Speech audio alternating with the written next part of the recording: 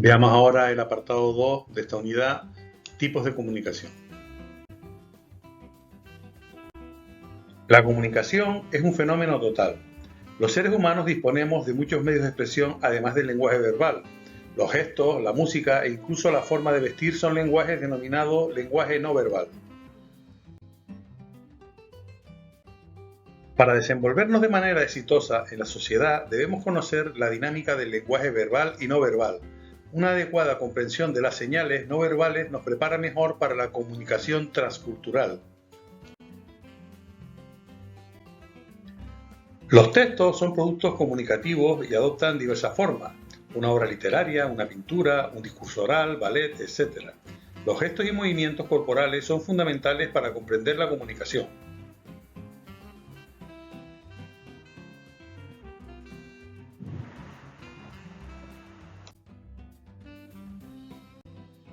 La información no verbal es a veces superior a la verbal.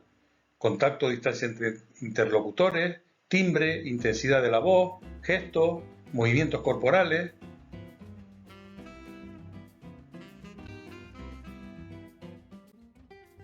Las señales no verbales pueden tener múltiples usos y significados. El comportamiento no verbal puede repetir, contradecir, sustituir, complementar, acentuar y regular al comportamiento verbal. Veámoslo con un poco más de detalle. Repetición. La comunicación no verbal puede meramente repetir lo que se dijo verbalmente.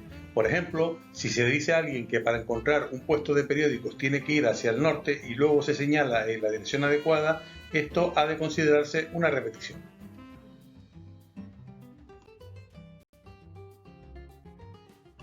Contradicción. El comportamiento no verbal puede contradecir la conducta verbal. Cuando recibimos mensajes contradictorios en los niveles verbal y no verbal, haremos mejor en confiar en el mensaje no verbal. Las señales no verbales son más espontáneas, más difíciles de simular y menos susceptibles de ser manipuladas.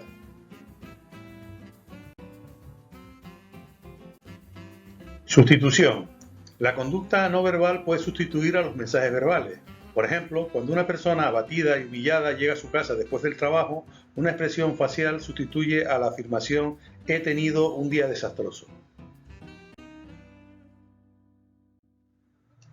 Complementariedad. La conducta no verbal puede modificar o elaborar los mensajes verbales. Las funciones complementarias de la comunicación no verbal sirven como una señal de las actitudes e intenciones de una persona respecto a la otra. Acentuación. El comportamiento no verbal puede acentuar las partes del mensaje verbal, así como el subrayado sirve para enfatizarlas en el lenguaje escrito. A menudo los movimientos de cabeza o de las manos se usan para acentuar el mensaje verbal.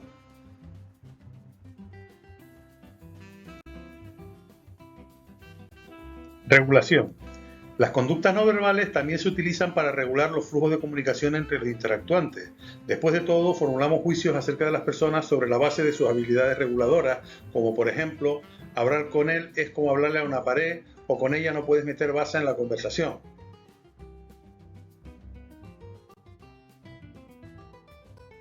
Cuando otra persona interrumpe muy a menudo, podemos sentir que ello equivale a una declaración acerca de la relación y tal vez a una muestra de falta de respeto. Los inicios y los finales de conversación actúan también como puntos de regulación.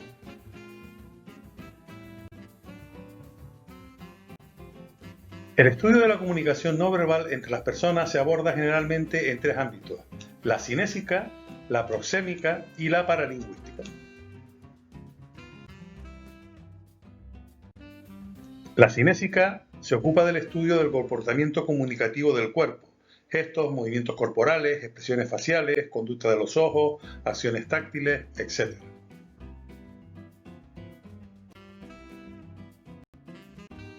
La proxémica es el estudio del uso y percepción del espacio social y personal. Se ocupa de cómo las personas utilizan y responden a las relaciones espaciales.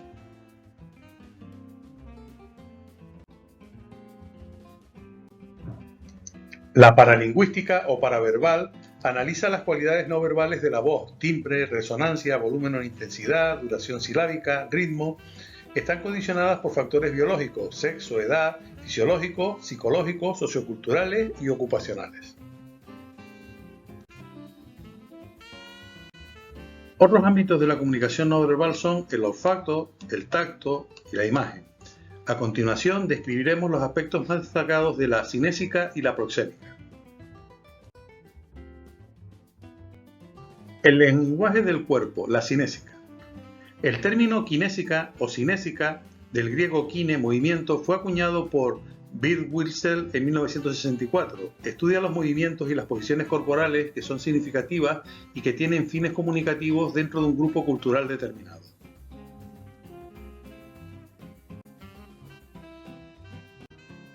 Algunos de los principios de esta disciplina son: ningún movimiento corporal carece de significado en un contexto dado. El movimiento corporal y la expresión facial están pautados y son susceptibles de análisis sistemático. La actividad corporal influye sistemáticamente en el comportamiento de los demás miembros de cualquier grupo concreto. Veamos los aspectos más destacados de la cinésica: los gestos, el rostro, la postura y la vestimenta. Gestos. La gestualidad es la parte más importante de la comunicación no verbal. Los estudiosos de la cinésica clasifican las distintas culturas en función de la cantidad y de las características de la comunicación gestual que acompañan al lenguaje no verbal. Cada cultura tiene su propio sistema significativo de comunicación gestual.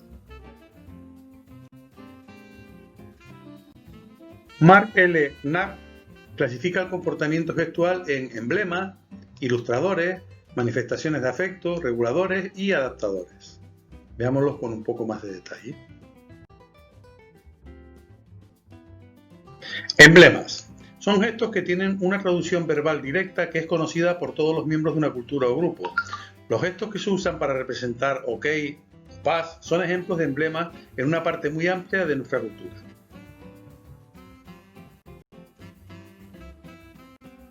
Ilustradores. Actos no verbales directamente unidos al habla o que la acompañan, que sirven para ilustrar lo que se dice verbalmente, reiterándolo o contradiciéndolo. Se aprenden observando a los demás. Ejemplo, mover la cabeza con gesto afirmativo o negativo.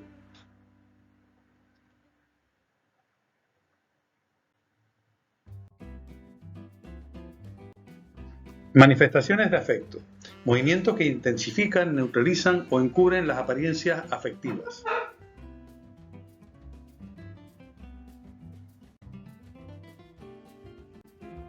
Reguladores. Son actos no verbales que mantienen y regulan la naturaleza del hablar y el escuchar entre dos o más personas. Indican al hablante que continúe, repita, se extienda en detalle, se apresure, haga más o menos su discurso, conceda al interlocutor su turno de hablar, etc.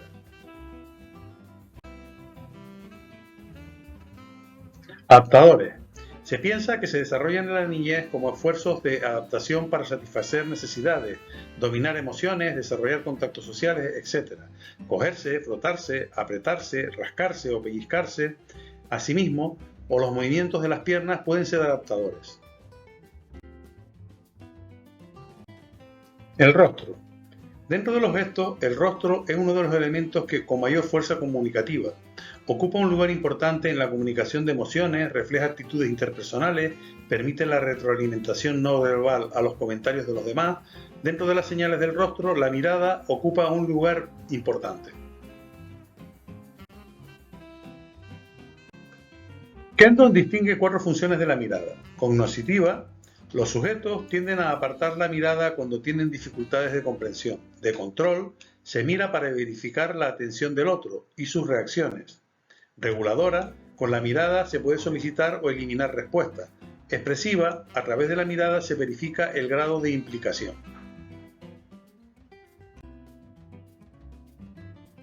La postura.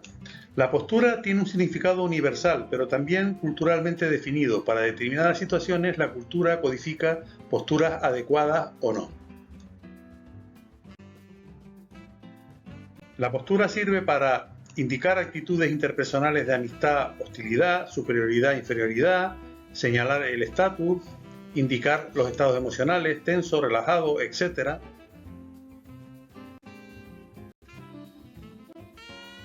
La vestimenta. Muchos aspectos de nuestra apariencia personal están bajo control voluntario, como la ropa y las formas ornamentales. Por la apariencia se puede llegar a conocer la posición social del individuo. Dentro del aspecto externo, la indumentaria es el apartado más estudiado. Nuestra sociedad actual es una sociedad de la imagen. Por lo tanto, la indumentaria adquiere mayor concentración simbólica y se convierte en un sistema de signos. Además de la ropa, las personas se adornan con cosméticos, tatuajes, máscaras, joyas, relojes, perfumes, etc. Se les denomina artefactos y son estímulos comunicativos potenciales. El espacio social y personal, la proxémica. Se entiende por proxémica el estudio del uso y percepción del espacio social y personal. Se ocupa de cómo la gente usa y responde a las relaciones espaciales. Su principal ámbito de investigación se ha centrado en la distancia conversacional y cómo ésta varía de acuerdo con el sexo, el estatus, los roles, la orientación cultural y así sucesivamente. La proxémica parte del concepto de territorialidad que designa la tendencia humana a marcar el territorio personal al modo en que hacen los animales.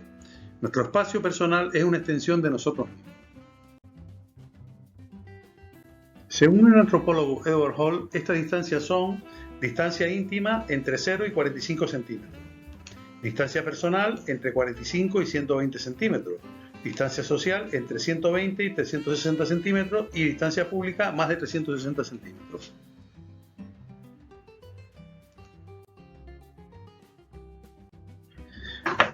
En la siguiente ilustración se ve las distintas distancia íntima, personal, social y pública, que definen el tipo de comunicación que se establece.